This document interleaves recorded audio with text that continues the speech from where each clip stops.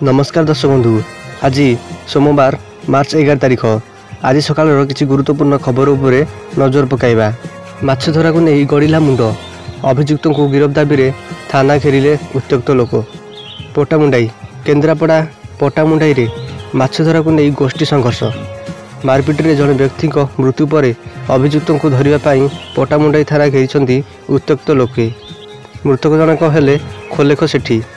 एभली एक अभावन घटना देखा मिली पटामुंडाई ब्लॉक नरसिंहपुर पंचायत 18 बाटिया गाँव में। सूचना अनुसार गत 6 तारिख में माछ धरा को नहीं स्थानीय गोलेख सेठी को किसी लोक आक्रमण करते। मोदी को बड़ उपहार। यूपी को 42,000 कोटी टंका उपहार देले मोदी। नवा दिल्ली प्रधानमंत्री नरेंद्र मोदी रविवार आजमगढ़ उत्तर प्रदेश को 42,000 कोटी अधिक टंका उपहार देइछन्ति। तेबे अनेक विकासमूलक प्रकल्पर भित्तिभूमि प्रस्तर स्थापन एवं उद्घाटन करिसेंति। एही कार्यक्रम में मुख्यमंत्री योगी आदित्यनाथ समेत भाजपा बहु बड़ नेता एवं कर्मी अंशग्रहण करथिले। एही समय प्रधानमंत्री राजसुहेल देव राज्य विश्वविद्यालय एवं मांडुरी विमानबंदर समेत अनेक प्रकल्प आजमगढ़ एवं पूर्वांचल को उपहार देइछन्ति एवं पूर्वांचलवासी को उपहार देइछन्ति। कइंछ मांस खाई 9 मृत 78 आहत। आफ्रिका देश तांजानिया पाखरे थिबा जंजीबार द्वीपर कइंछ मांस खाई 9 जनकर मृत्यु होइथिबा बेले 78 जन हस्पिटाल रे भर्ती होइछन्ति। समुद्री कइंछक मांस सबुठारु अधिक विषाक्त होइथाय, तेणु एहाकु खाइबाकु मना करा जाय, किंतु जनजाति लोक एहाकु खाई गुरुतर होइछन्ति। खबर मुताबिक जंजीबार लोक समुद्र कइंछ मांस बहुत भावे खाइथांती। विमान उड़ुथिबा बेले 30 मिनिट सोई पड़िले पायलट। जाकर्ता अनेकों उच्च आकाश में विमान उड़ाइबा एक प्रकार दुस्वप्न भली अटे। जदि विमान यात्रा समय यह चलाउथिबा पायलट शोई पड़ती मिनिट किंबा 2 मिनिट नुहे पूरा 30 मिनिट, तेबे यात्री अवस्था कौन होइथिबो अनुमान करा जाय पारे। सौभाग्यवशतः पायलट को एभली कांडरे कौनसी अघटन घटी नाही, किंतु यह गंभीरतार सह ग्रहण करी इंडोनेशिया सरकार तदंत निर्देश देइछन्ति। मेडिकल उल्लग्न होई बुलिले डाक्तर बाबू। सरकार डाक्तरीखाना एक चित्र उल्लग्न होई बोलिले निशारे डाक्तर। मेडिकल परिसर रे उल्लग्न होई बोलिले डाक्तर बाबू। सीसीटीवी रे कैद हैला वीडियो। महाराष्ट्र छत्रपति संभाजीनगर जिला सरकारी डाक्तरखाना रे एभली घटना देखिବାକୁ मिली। डाक्तर बाबू जनक निशाशक्त अवस्था रे एभली करिथिबा सूचना मिली। यार वीडियो एबे सोशल मीडिया रे खूब भाइराल हेबारे लागिछि।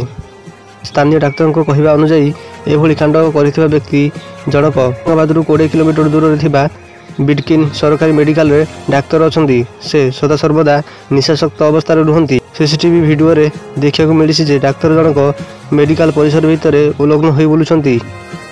बैंक कर्मचारी को खुशी खबर। दरमारे हेबो 17% वृद्धि। जदि आपण एक बैंक रे काम करूछंती तेबे यह आपण को एक गुरुत्वपूर्ण खबर होई पारे। आमे आपण को कहबू जे आईबी द्वारा निया जाइथिबा निष्पत्ति पर कर्मचारी वेतन रे मासिक 17% वृद्धि घटी। यह सहित आपण डीए रो लाभ मध्य पाई परिबे। फोन उत्पादन रे भारत द्वितीय। 10 वर्ष रे 21 गुणा अधिक फोन उत्पादन।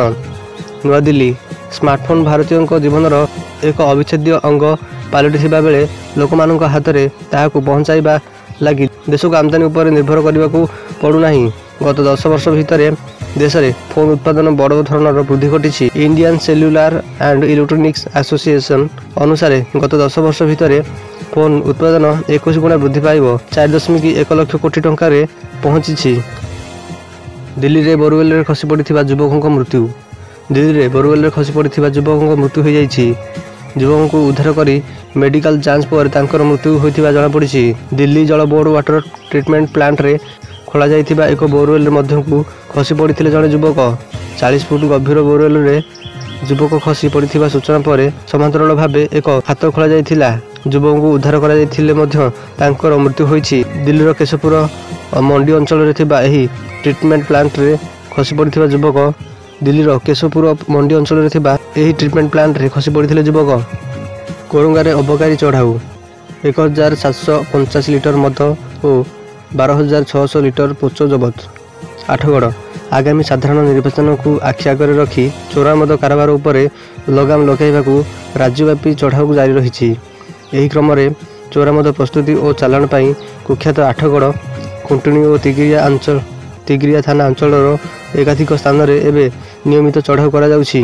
ରବିବାର କଟକ ଅବକାରୀ ଅଧୀକ୍ଷକ ଦେବାଶିଷ ପଟେଲଙ୍କ ନେତୃତ୍ୱରେ ଅବକାରୀ ବିଭାଗ ପକ୍ଷରୁ ଆଠଗଡ଼ ଥାନା ଅନ୍ତର୍ଗତ କୋରଙ୍ଗା ଗ୍ରାମ ଚାଲିଥିବା ଏକାଧିକ ମଦଭାଟି ଉପରେ ଏବଂ ନିକଟସ୍ଥ ଚାଷ ଜମି ଓ ବୁଦା ଜଙ୍ଗଲ ଅଞ୍ଚଳରେ ଚଢ଼ାଉ କରାଯାଇଥିଲା। ରାଞ୍ଚିରେ ଲାଇଟ୍ ହାଉସ୍ ପ୍ରୋଟେକ୍ଟର ଶୁଭାରମ୍ଭ କଲେ ପିଏମ୍ ମୋଦି। ପ୍ରଧାନମନ୍ତ୍ରୀ ନରେନ୍ଦ୍ର ମୋଦି ଆବାସ ଯୋଜନା ଅନ୍ତର୍ଗତ ରାଞ୍ଚିରେ ଧ୍ରୁବସ୍ଥିତ ପଞ୍ଚମୁଖୀ ମନ୍ଦିର ନିକଟରେ ତିଆରି ହୋଇଥିବା ଲାଇଟ୍ ହାଉସ୍ ପ୍ରୋଜେକ୍ଟର ରବିବାର ଦିନ ଭିସି ଜରିଆରେ ଉଦ୍ଘାଟନ କରିଛନ୍ତି। ଏହି କ୍ରମରେ ରାଜଧାନୀରେ ମୌସୁମୀବାଡ଼ି ମୈଦାନ ପଞ୍ଚମୁଖୀ ମନ୍ଦିର ନିକଟରେ ପ୍ରାୟ 1008 ଆବାସ ଘର ଉଦ୍ଘାଟନ କରିଛନ୍ତି। ରାସ୍ତାରେ ହୁ ହୁ ହୋଇ ଜଳିଗଲା ଟ୍ରକ୍, ଅଳ୍ପକେ ବର୍ତ୍ତିଗଲେ ଟ୍ରକ୍ ଡ୍ରାଇଭର। କେନ୍ଦୁଝର ଜିଲ୍ଲା ନୟାକୋଟ ଥାନା ଫୁଲଝର ଆର୍ଡେଣ୍ଟ ପ୍ଲାଣ୍ଟ ସମ୍ମୁଖରେ ଛିଡ଼ା ହୋଇଥିବା ଏକ ଆଇଚର ବୋଝେଇ ଟ୍ରକ୍ର ହଠାତ୍ ନିଆଁ ଲାଗିଯାଇଥିଲା। ଖବର ପାଇ ପାଞ୍ଚପାଳ ଅଗ୍ନିଶମ ବାହିନୀ ଘଟଣାସ୍ଥଳରେ ପହଞ୍ଚି ନିଆଁକୁ ଆୟତ୍ତ କରିଥିଲେ, ହେଲେ ସେତେବେଳେ ଟ୍ରକ୍ର ଅଗ୍ରଭାଗ ସମ୍ପୂର୍ଣ୍ଣ ଜଳିଯାଇଥିଲା। ସର୍ଟ ସର୍କିଟ୍ ନିଆଁ ଲାଗିଥିବା ସନ୍ଦେହ କରାଯାଉଛି। ଘଟଣାସ୍ଥଳରେ ହାଇକୋର୍ଟ ପୋଲିସ ପହଞ୍ଚି ତଦନ୍ତ ଆରମ୍ଭ କରିଛି। ରାଜଧାନୀରେ ଚାଞ୍ଚଲ୍ୟ, ନିଶା ପାଇଁ ଯୁବକଙ୍କୁ ହତ୍ୟା। ଭୁବନେଶ୍ୱର ରାଜଧାନୀରେ ଯୁବକଙ୍କ ସନ୍ଦେହଜନକ ମୃତ୍ୟୁ। ନିଶା ପାଇଁ ଯୁବକଙ୍କୁ ତାଙ୍କ ସାଙ୍ଗମାନେ ହତ୍ୟା କରିଥିବା ଅଭିଯୋଗ ଆଣିଲେ ପରିବାର। ଏନେଇ ପରିବାର ଲୋକେ ଖଣ୍ଡଗିରି ଥାନାରେ ଅଭିଯୋଗ କରିବା ପରେ ପୋଲିସ ଘଟଣାସ୍ଥଳରେ ପହଞ୍ଚି ତଦନ୍ତ ଆରମ୍ଭ କରିବା ସହ ସାଙ୍ଗମାନଙ୍କୁ ଧରିବା ପାଇଁ ବିଭିନ୍ନ ସ୍ଥାନ ଛାନଭିନ୍ ଜାରି ରଖିଛି। ଆମ ଉପରେ ନଜର ରଖୁଛନ୍ତି ଏଲିଏନ୍ସ। ନୂଆଦିଲ୍ଲୀ ଏଲିଏନ୍ସ ବା ପରଗ୍ରହୀଙ୍କୁ ନେଇ ଅନେକ ଖବର ପ୍ରକାଶ ପାଉଛି। ଏନେଇ ଗବେଷଣା କରୁଥିବା ବୈଜ୍ଞାନିକମାନେ ମଝିରେ ମଝିରେ ରହସ୍ୟମୟ ଖୁଲାସା କରୁଛନ୍ତି। ଏବେ ଏକ ଅଧ୍ୟୟନରେ କୁହାଯାଇଛି 1000 ପ୍ରକାଶ ବର୍ଷ ଦୂରରେ ଥିବା ଏଲିଏନ୍ସ ଆମ ଉପରେ ନଜର ରଖିଛନ୍ତି। ସେମାନେ 3000 ବର୍ଷ ହେବ ମନୁଷ୍ୟର ଗତିବିଧି ଉପରେ ତୀକ୍ଷ୍ଣ ନଜର ରଖୁଛନ୍ତି। 2024ରେ ପୃଥିବୀର କେତେକ ସ୍ଥାନରେ ଏଲିଏନ୍ଙ୍କ ଟେଲିସ୍କୋପରେ 5024 ନଜର ଆସିଥିଲା। ଏହାର ମାନେ ସେମାନେ ଯାହା ବି କିଛି ଦେଖୁଛନ୍ତି ତାହା ଅତି କମ୍ରେ 3000 ବର୍ଷ ପୁରୁଣା ହେବ। ଗବେଷକ ଜେଡେଏନ୍ ଉତ୍ସାବନଙ୍କ ଅନୁସାରେ ଯଦି ଏଲିଏନ୍ସ ପୃଥିବୀ ଉପରେ ନଜର ରଖୁଥିବେ ତେବେ 3000 ପ୍ରକାଶ ବର୍ଷ ଦୂରରେ ଥିବ। ମୁଖ୍ୟମନ୍ତ୍ରୀଙ୍କ ଘୋଷଣା, ସ୍କୁଲ କର୍ମଚାରୀ 15 ଦିନର ସାମୟିକ ଛୁଟି, ମହିଳା କର୍ମଚାରୀଙ୍କୁ 180 ଦିନର ମାତୃତ୍ୱ ଛୁଟି। ସ୍କୁଲ କର୍ମଚାରୀଙ୍କୁ ମିଳିବ ସାମୟିକ ଛୁଟି ନେଇ ଘୋଷଣା କଲେ ରାଜ୍ୟ ସରକାର। ଅନୁଦାନପ୍ରାପ୍ତ ସ୍କୁଲ କର୍ମଚାରୀଙ୍କୁ ମିଳିବ 15 ଦିନର ସାମୟିକ ଛୁଟି। ଶିକ୍ଷକ ଓ ଅଣଶିକ୍ଷକଙ୍କୁ ବର୍ଷକୁ ମିଳିବ 15 ଦିନର ସାମୟିକ ଛୁଟି। ସେହିପରି ମହିଳା କର୍ମଚାରୀମାନଙ୍କୁ ମିଳିବ 80 ଦିନର ସବୈତନିକ ମାତୃତ୍ୱ ଛୁଟି।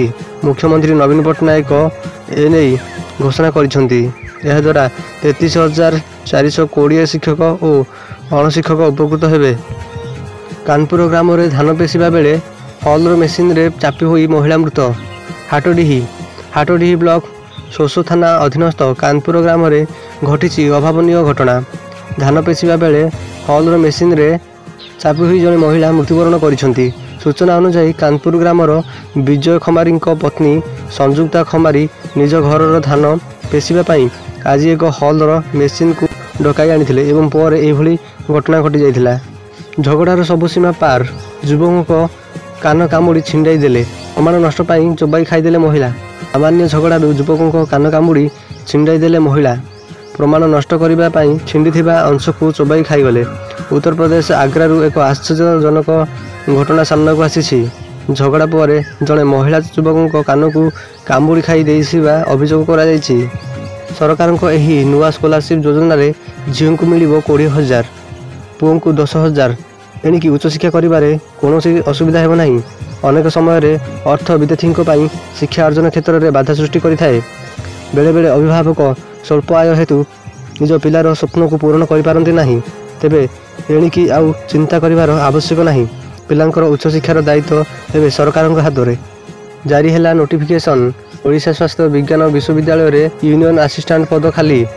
ଭୁବନେଶ୍ୱର ସମସ୍ତ ସରକାରୀ ଚାକିରି ଆଶାୟୀଙ୍କ ପାଇଁ ଆସିଛି ଏକ ବଡ଼ ଖୁସି ଖବର। ମାଧ୍ୟମିକ ଶିକ୍ଷା ପରିଷଦ ଓଡ଼ିଶାର କନିଷ୍ଠ ସହାୟକ ପଦ ପୂରଣ ହେବ। ଏନେଇ ରାଜ୍ୟ ଚୟନ ବୋର୍ଡ ପକ୍ଷରୁ ନୋଟିଫିକେସନ୍ ଜାରି କରାଯାଇଛି। କମିପାରେ ତୈଳ ଦର, ଲିଟର ପିଛା 5ରୁ 7 ଟଙ୍କା କମିପାରେ ପେଟ୍ରୋଲ ଓ ଡିଜେଲ ଦର। ଆଗକୁ ନିର୍ବାଚନ, ଲିଟର ପିଛା 5ରୁ 7 ଟଙ୍କା କମିପାରେ ପେଟ୍ରୋଲ ଓ ଡିଜେଲର ଦର। ଏନେଇ ମିଳିଛି ସଂକେତ। ଲଗାତାର 22 ମାସ ଧରି ତୈଳ ଦର ଅପରିବର୍ତ୍ତିତ ହୋଇଛି। ଅଶୋଧିତ ତୈଳ ଦର କମ୍ ଥିବା ସହ ଅପର୍ଯ୍ୟାପ୍ତ ଲାଭ କରିଥିଲେ ବି ଲୋକଙ୍କ ପାଇଁ ଶସ୍ତା କରିନାହାନ୍ତି। ବିଦ୍ୟାଳୟର ଶ୍ରେଣୀଗୃହ ପ୍ରଧାନ ଶିକ୍ଷୟିତ୍ରୀଙ୍କ ପାଇଁ ପାଲଟିଛି ଶୋଇବା ଘର ଓ ରୋଷେଇଶାଳ। ବିହାରରେ ଶିକ୍ଷା ବିଭାଗ ଏବଂ ଶିକ୍ଷକମାନଙ୍କର ଉନ୍ନତି ପାଇଁ ନିରନ୍ତର ଉଦ୍ୟମ ଚାଲିଛି। ଶିକ୍ଷା ବିଭାଗ ସହିତ ଜଡ଼ିତ ଅନେକ ଘଟଣା ସାମ୍ନାକୁ ଆସିଥିବା ବେଳେ ଏକ ସ୍କୁଲର ପ୍ରଧାନ ଶିକ୍ଷୟିତ୍ରୀ ଶ୍ରେଣୀଗୃହକୁ ନିଜର ଶୋଇବା ଘର କରି ସ୍ୱାମୀ ସହ ରହୁଥିବା ଘଟଣା ସାମ୍ନାକୁ ଆସିଛି। 9144 ଟେକ୍ନିସିଆଲ ପଦ ପାଇଁ ଅନଲାଇନ୍ ଆବେଦନ ଆରମ୍ଭ।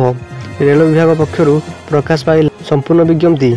ନୂଆଦିଲ୍ଲୀ ଟେକ୍ନିସିଆଲ ପଦ ପୂରଣ ପାଇଁ ନିକଟରେ ରେଳ ବିଭାଗ ପକ୍ଷରୁ ସର୍ଟ ନୋଟିସ୍ ଜାରି କରାଯାଇଥିବା ଏହା ମଧ୍ୟରେ ସମ୍ପୂର୍ଣ୍ଣ ବିଜ୍ଞପ୍ତି ଜାରି କରାଯାଇଛି। ମାର୍ଚ୍ଚ 9ରୁ ଅନଲାଇନ୍ ଆବେଦନ ପ୍ରକ୍ରିୟା ଆରମ୍ଭ ହୋଇଥିବା ବେଳେ ଏହା ଏପ୍ରିଲ ମାସ 8 ତାରିଖ ପର୍ଯ୍ୟନ୍ତ ଚାଲିବ।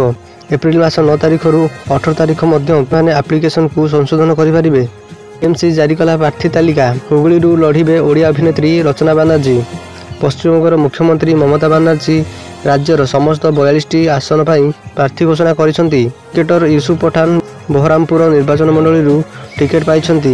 ଦୁନିଆର ସବୁଠାରୁ କୋଟିପତି ଗାଁ, ଯେଉଁଠାରେ ପ୍ରତ୍ୟେକ ବ୍ୟକ୍ତିଙ୍କ ଆକାଉଣ୍ଟରେ 1.5 କୋଟି ଟଙ୍କା ଅଛି। ଦୁନିଆରେ ଅନେକ ଜିନିଷ ବିଚିତ୍ର ଅଟେ, ଯାହାକୁ ଶୀଘ୍ର କେହି ବିଶ୍ୱାସ କରନ୍ତି ନାହିଁ, କିନ୍ତୁ ସେଗୁଡ଼ିକ ସତ। କିନ୍ତୁ ସେସବୁ ଆମର ଭାବନାଠାରୁ ବହୁତ ଆଗରେ ଥିବାରୁ ଆମେ ସେମାନଙ୍କ ଉପରେ ବିଶ୍ୱାସ କରୁନାହୁଁ। ଆଜି ଆମେ ଆପଣଙ୍କୁ ଦୁନିଆର ଏଭଳି ଏକ ନିଆରା ଗାଁ ବିଷୟରେ କହିବାକୁ ଯାଉଛୁ, ଯେଉଁଠାରେ ପ୍ରତ୍ୟେକ ବ୍ୟକ୍ତିଙ୍କ ବ୍ୟାଙ୍କ ଆକାଉଣ୍ଟରେ କୋଟି କୋଟି ଟଙ୍କା ଅଛି। ସେହି ଗାଁର ପ୍ରତ୍ୟେକ ବ୍ୟକ୍ତି କରୋଡ଼ପତି ଅଟନ୍ତି। ଚାଇନାର ଏକ ଗାଁ ବିଷୟରେ କୁହାଯାଏ ଯେ ପ୍ରତ୍ୟେକ ବ୍ୟକ୍ତି କୋଟିପତି ଅଟନ୍ତି। ସମସ୍ତଙ୍କର ବ୍ୟାଙ୍କ ଆକାଉଣ୍ଟରେ କୋଟି କୋଟି ଟଙ୍କା ରହିଛି ବୋଲି ଜଣାପଡ଼ିଛି। 12ରେ ଗଡ଼ିବ ପୁରୀ ବିଶାଖାପାଟଣା ବନ୍ଦେ ଭାରତ। ଭର୍ଚୁଆଲରେ ଶୁଭାରମ୍ଭ କରିବେ ପ୍ରଧାନମନ୍ତ୍ରୀ ନରେନ୍ଦ୍ର ମୋଦି। ଭୁବନେଶ୍ୱର ଜଟଣୀ ଆସନ୍ତା 12 ତାରିଖରେ ପ୍ରଧାନମନ୍ତ୍ରୀ ନରେନ୍ଦ୍ର ମୋଦି 85,000 କୋଟିରୁ ଅଧିକ ଟଙ୍କାର ରେଳ ପ୍ରକଳ୍ପକୁ ଦେଶକୁ ଉତ୍ସର୍ଗ କରିବେ। ଏହି ପ୍ରକଳ୍ପଗୁଡ଼ିକ ମଧ୍ୟରେ interlocking system, one station one product stall, ଉତ୍ସର୍ଗୀକୃତ ମାମଲା ପରିବହନ କରିଡର, ଗତିଶୀଳ ଶକ୍ତି ରେସ୍ତୋରାଁ ଆଦି ରହିଛି। ପ୍ରତି ଚାଷୀଙ୍କୁ ମିଳିବ 3,000। ଚାଷୀଙ୍କ କଲ୍ୟାଣ ପାଇଁ ବିଭିନ୍ନ ପ୍ରକାର ଯୋଜନା ଆରମ୍ଭ କରିଛନ୍ତି ସରକାର। ଏହି ତାଲିକାରେ ପ୍ରଧାନମନ୍ତ୍ରୀ କିଷାନ ସମ୍ମାନ ନିଧି ଯୋଜନା, କିଷାନ ସମୃଦ୍ଧି କେନ୍ଦ୍ର, କିଷାନ କ୍ରେଡିଟ୍ କାର୍ଡ ଏବଂ ପ୍ରଧାନମନ୍ତ୍ରୀ କୃଷି ସଞ୍ଚାର ଯୋଜନା ସାମିଲ ଅଛି। ଏହିସବୁ ଯୋଜନା ମାଧ୍ୟମରେ ବିହନ ଠାରୁ ଆରମ୍ଭ କରି ଚାଷୀଙ୍କୁ ଅନ୍ୟାନ୍ୟ ଋଣ ମଧ୍ୟ ପ୍ରଦାନ କରାଯାଉଛି। କିଷାନ ସମ୍ମାନ ନିଧି ଯୋଜନା ମାଧ୍ୟମରେ ଚାଷୀଙ୍କୁ ବର୍ଷକୁ 2,000 ଲେଖାଏଁ ଯୋଗାଇ ଦିଆଯାଉଛି। ପ୍ରତି 3 ମାସରେ ଏହି ଟଙ୍କା ଚାଷୀଙ୍କ ଆକାଉଣ୍ଟକୁ ପଠାଯାଉଛି। ଏହିଭଳି ଭାବରେ ସରକାର ଏବେ କିଷାନ ମାନଧନ ଯୋଜନା ଆଣିଛନ୍ତି। ଫଳରେ ପରିଣତ ବୟସରେ ଚାଷୀ ଘରେ ଟଙ୍କା ପାଇପାରିବେ। ପେନ୍ସନ୍ ଆକାଉଣ୍ଟକୁ ଏହି ଟଙ୍କା ପଠାଇବେ ସରକାର। ଏହି ଯୋଜନା ଚାଷୀଙ୍କୁ ସାମିଲ ହେବାକୁ ଆହ୍ୱାନ ଦେଇଛନ୍ତି ସରକାର। ତେବେ ଏଥିପାଇଁ ଚାଷୀଙ୍କୁ ମାସକୁ 100 ଟଙ୍କା ସରକାର ପେନ୍ସନ୍ ପାଣ୍ଠିରେ ଜମା କରିବାକୁ ହେବ।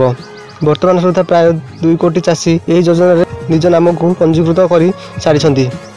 ଏହିଭଳି ଇଣ୍ଟରେଷ୍ଟିଂ ନ୍ୟୁଜ୍ ଦେଖିବା ପାଇଁ ଆମ ଚ୍ୟାନେଲକୁ ଏବେ ହିଁ ସବସ୍କ୍ରାଇବ୍ କରି ପାଖରେ ଆସୁଥିବା ବେଲ୍ ଆଇକନ୍କୁ କ୍ଲିକ୍ କରନ୍ତୁ ଏବଂ ଆପଣଙ୍କ ହୃଦୟରୁ ଏକ ଲାଇକ୍ ଦିଅନ୍ତୁ। ଶେଷ ପର୍ଯ୍ୟନ୍ତ ଦେଖିଥିବାରୁ ଧନ୍ୟବାଦ।